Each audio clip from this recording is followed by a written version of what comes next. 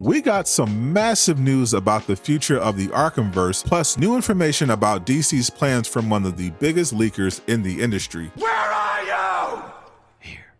What it do, Durag Nation? I'm back with super news, bringing you the latest superhero news without wasting your time if you subscribe. So if this information was valuable, hit the like button so it will reach more people, but if it wasn't for you, change it to a dislike. It's been 8 years since the last Arkham game was released by Rocksteady, and many fans were disappointed to learn that the next official entry in this series would be a live service shooter that takes place 5 years after the events of Batman Arkham Knight. Those fans got even more depressed after the tragic passing of Kevin Conroy, which meant that he would not be playable in his last ever performance as Batman. And while most of the people who only want to play single player Batman games aren't going to give it a chance, many who were on the fence or not interested now are. Public opinion shifted dramatically about the game after a series of W marketing moves like a closed alpha test that seemed to win a lot of players over and announcing the fan requested offline mode. That's good for fans of the game, but what about everybody else? Well, we also got confirmation this may not be the final game in the universe like many assumed. As you know, James Gunn was hired away from Marvel to help DC, who were struggling badly with their attempt to start their own cinematic universe to compete with Marvel. But Gunn's vision for this new DCU wasn't just focused on movies and shows. He also clearly outlined plans that would include video games that would be connected to his new universe as well. Now, obviously, movie tie-ins are generally a terrible idea, especially with Gunn wanting to have the same actors play every role across film, animation, TV, and gaming. But he at least seemed to understand this to some degree, which is why Elseworld projects like the Matt Reeves Batman and the upcoming Wonder Woman game from Monolith will be able to keep going forward without the need to be connected to a film or show. The important thing is the willingness to produce more video games featuring the IP they own, which the CEO of WB spoke at length about, even going so far as to tease a Superman game that would take advantage of the Superman legacy hype. But with no Kevin Conroy, a new focus on live service, plus the fact that Rocksteady's founders left the studio, it was hard to picture the universe continuing. But now we know WB has no intention of ending the series. James Gunn confirmed while answering questions on Threads their intention to keep the universe going. But what exactly did Gunn mean when he said they had plans for more Arkham Universe games? Well, for that, we have to go to one of the biggest leakers in the industry, Miller Ross. Longtime fans of my channel know Miller very well. He became famous for his data mining and leaks about the Marvel's Avengers game, where he would reveal things like DLC plans and upcoming cosmetics. He was so plugged in, he was even announcing new playable heroes before the studio could. Now he's doing the same for Suicide Squad, providing a ton of information about the game through his data mining, such as new game modes and post-launch DLC characters. I've talked to Miller about this stuff, and there is a lot he knows about the game that he hasn't shared publicly because he doesn't want to spoil things too badly for the players. But since he is so knowledgeable, I was curious what his take on the James Gunn comment would be and was not disappointed. In response to the message from Gunn, Miller said, "We're going to have a very interesting conversation come launch." Miller here is of course talking about Rocksteady's upcoming live service looter shooter. It seems like he was saying the ending of the game's main story will be very much connected with what James Gunn said, which he clarified in his follow-up. Somebody commented about how Miller knows things, and Miller replied by saying he's actually not a fan of Gunn being this direct about this answer if the campaign ends how I think it ends, but at least the call is coming from inside the house. Basically, Miller was saying James Gunn may have said too much. Now, Miller does in fact know how the game's campaign ends, as well as what the ending game will be and many of their post-launch plans. I'm not going to say anything about what I know because spoilers, and WB would also nuke this video. But fans of DC are definitely going to be getting more games in the future, and not just part of the Arkhamverse. But what about Batman? They obviously have multiple ways they can handle new Batman games now that Kevin Conroy is gone. They could have a member of the Bat family like Dick Grayson take over, and there is plenty of material from the comics they can draw from for that. Or they could finally make a Batman Beyond game, which is going to be a movie starring Michael Keaton that WB unfortunately canceled. Either would be a great way to continue with the Batman legacy, but don't expect the games to be limited to Batman. As you'll see, there is a lot they can do with the Arkhamverse besides trying to recreate the magic of Arkham City, and I'm here for all of it. It's about time DC got more aggressive when it comes to putting out new games. Unfortunately, some of those plans won't be for everybody, and some fans are already furious about this other announcement. I break it all down in the next video on screen.